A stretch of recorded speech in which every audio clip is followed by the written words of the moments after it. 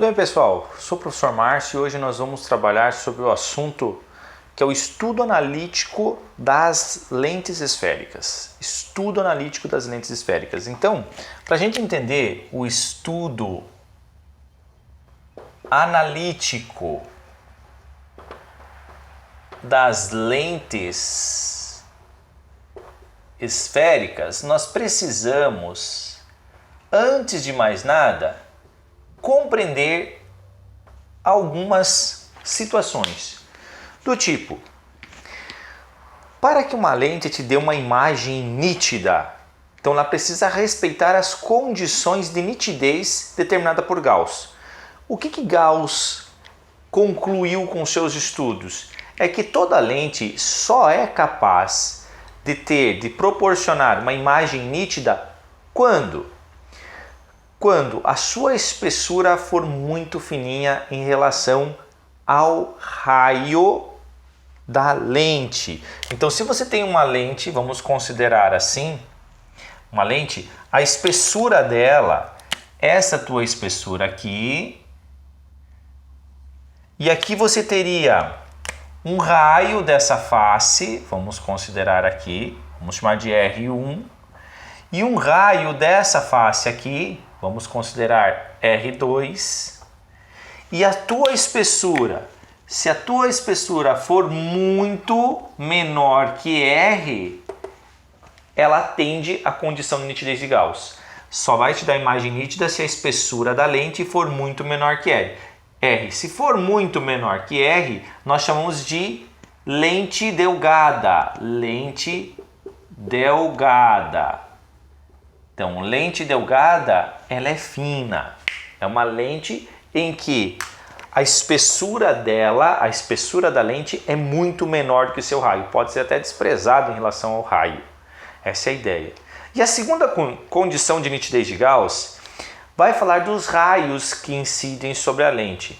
Então, todos os raios que incidirem sobre a lente, para sofrer lá, sei lá, uma convergência ou divergência, precisam ser pouco inclinados em relação ao teu eixo principal. Precisam ser pouco inclinados. Então, o raio incidente, os raios incidentes devem ser pouco inclinados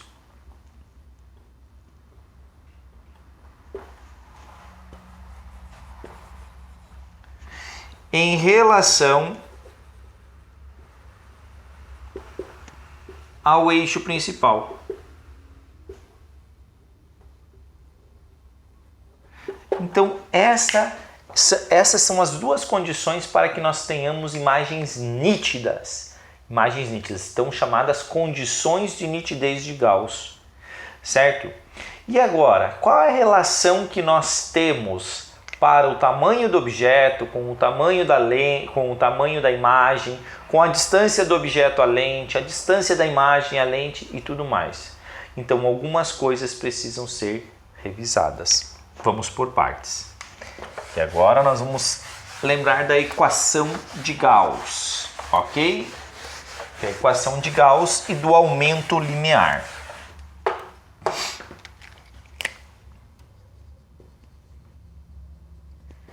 Equação de Gauss. Para que possamos compreender melhor, eu vou dar o exemplo de uma lente, onde nós temos essa condição. Uma lente borda fina. A lente borda fina, você deve lembrar que, para ela ser convergente, o N lente deve ser maior que o N meio. Ou seja, o índice de refração da lente deve ser maior do que o índice de refração do meio em que ela está inserida. Então, considerando uma lente de vidro imersa no ar, o índice de refração do vidro é maior do que o do ar. Portanto, ela tem borda fina, ela é convergente. Então vamos ver, aqui você tem o centro óptico, você vai ter um foco, objeto, um ponto diante principal, objeto, um foco imagem, que é o F', e um ponto de anteprincipal imagem, certo? Imaginamos que o nosso objeto ele esteja aqui atrás, além do teu ponto de anteprincipal objeto. Aí nós temos os raios notáveis, só para a gente relembrar. Todo raio que incide paralelo ao eixo principal em uma lente convergente, ele sofre refração passando pelo foco imagem. Todo raio que incide paralelo ao eixo principal, passando pela lente, passará pelo foco imagem. E todo raio que incide o centro óptico, ele não sofrerá desvio. Então, você vai ter uma refração não sofrendo desvio. E aqui seria o objeto, ou melhor dizendo, a imagem do teu objeto sendo formada. Imagem. Professor, então essa imagem, ela é real ou virtual?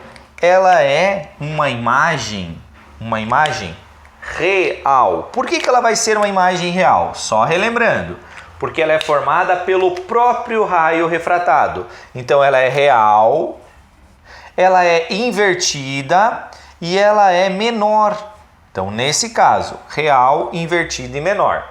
Mas isso nós já sabemos pela configuração ou como chegar a essas afirmações pela construção das imagens nas lentes. O que nos vem agora e que nos cabe pensar é a relação entre a distância do objeto até a lente, que nós vamos chamar de P. Então, o que vai ser o teu P? Distância do objeto à lente. A distância da imagem até a lente, teu P'P', distância da imagem à lente. Você também terá a tua distância focal, que é o teu F, distância focal. Distância focal. Ok? Distância focal. Também você vai ter o tamanho do objeto. O não é o objeto, O é o tamanho ou altura. Tamanho do objeto. E o teu I é o tamanho da sua imagem.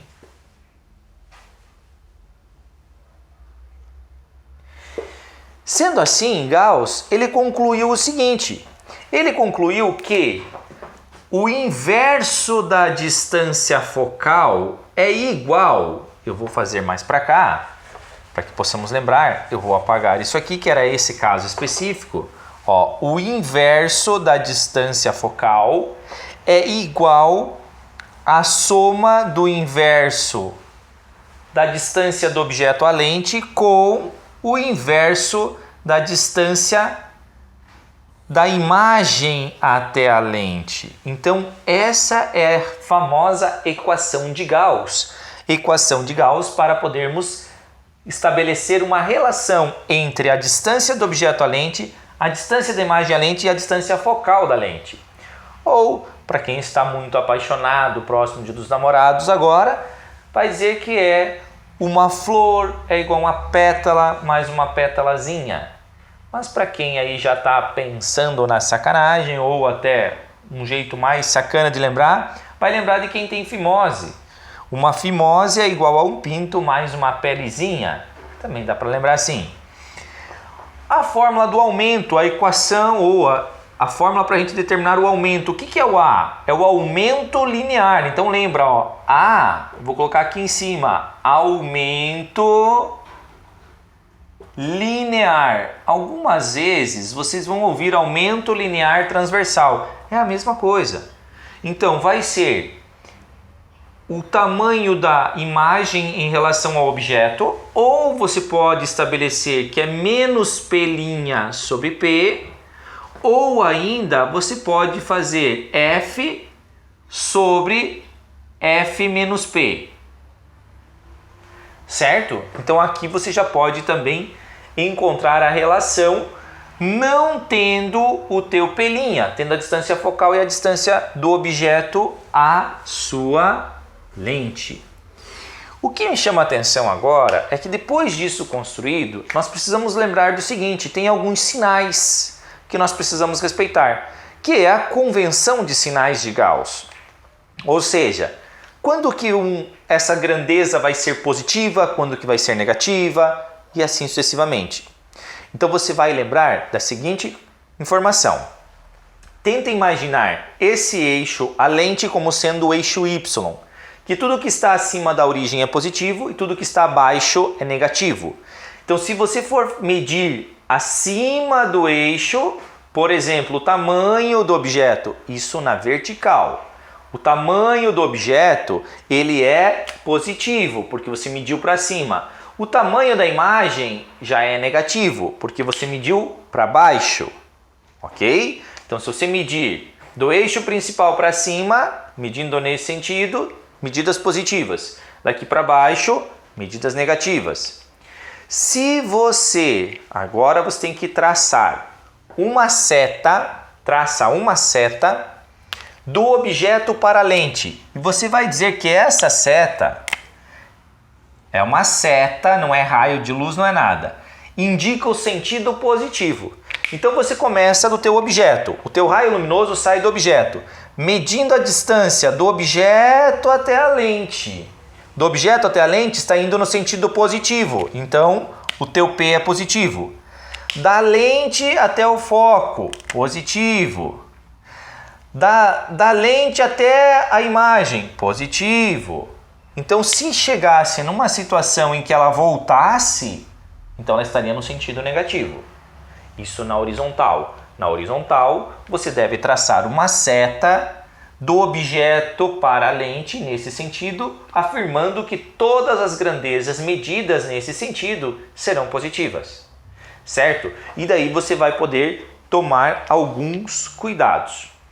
Do tipo, se a imagem é invertida, percebam, o I é negativo, o O é positivo. Então ela vai te dar um A negativo. Quando que o A é negativo? Quando a imagem é invertida. Percebam, o teu P' aqui, você determina que é positivo, com o menos da fórmula ele vai ficar negativo. O outro é positivo, então ele continua sendo negativo. Se você pegar o F positivo, divididos por F positivo menos esse P. O P é maior que o F. Se o P é maior que o F, ele vai ficar aqui embaixo negativo, que também te dará negativo. Gente, isso é consequência. Se você lembrar do macete, fica fácil de poder calcular. O que dá para você lembrar é, depois a gente vai analisar, os raios de curvatura. Mas lembra que essa lente pode ser biconvexa. Então o raio da face de lá começa aqui. Então começou aqui, foi até lá. Então essa face, ela é o quê? Positiva. A outra face, positiva. Se ela fosse côncava, negativa. Então a gente vai poder estabelecer isso de outra maneira. Mas deixa para a próxima aula, quando a gente falar da equação de Halley. Certo, gente? Revisando essa aula. Para que as lentes se determinem imagens nítidas, a gente precisa que a lente seja pouco espessa em relação ao raio de curvatura e também que os raios que incidem na lente sejam pouco inclinados em relação ao eixo principal. Essa é outra afirmação. Aí nós podemos estabelecer a equação de Gauss para poder relacionar a distância focal da lente com a distância do objeto à lente e a distância da imagem à lente. É por essa relação. E também determinarmos assim o aumento linear que essa lente te dá, de acordo com esta equação. Lembrando da convenção de sinais ou do macete de sinais. Toda na vertical, todas as grandezas medidas para cima, do eixo principal para cima, positivo. Do eixo principal para baixo, negativo. Todas traçam uma seta do objeto para a lente. Esse é o sentido positivo. Todas as grandezas medidas em relação ao objeto, partiu do objeto. Do objeto para a lente, da lente até a imagem, todas no mesmo sentido que você estabeleceu, positivo. Sentido contrário, negativo. Certo, gente? Um abraço e até a próxima!